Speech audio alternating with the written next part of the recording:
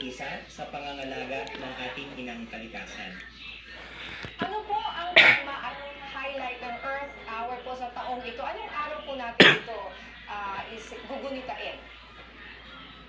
Ang ating pong Earth Hour ay gaganapin bukas po, Marso 23, mula alas 8:30 ng gabi hanggang 9:30 po ng gabi. Ang ating pong tema ngayon ay Switch Off Plastic Pollution, Switch On Nature. Isa pong itong paalala ng ating WWF at ang ating pong pamahalaan na bukod dun sa pakikipagtulungan natin sa pag-switch off nga po ng ating appliances, lalo na po yung ating ilaw sa oras nga po ng 8:30 to 9:30 bukas ng gabi, pati po yung sa pang-araw-araw, maging mas aware po tayo at bawasan rin natin yung ating pong plastic pollution.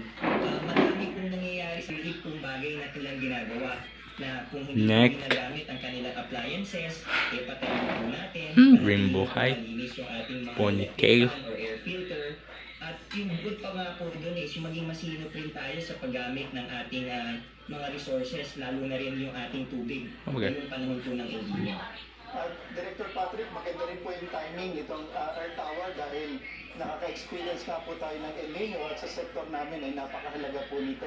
Sa inyo pong datos, ano po ang pinakamataas na natipid sa kuryente sa mga nakalipas na taon na isinagawa ang Earth Hour at ano po ang target natin ngayong taon? Well, ang layo natin, Asek Arnel, mahigitan pa yung ating nakaraang taon. Noong 2023, nakapagtala tayo ng 63 megawatts na pagbabas sa konsumo na typical para sa oras at araw na ginugunitan natin yung Earth Hour.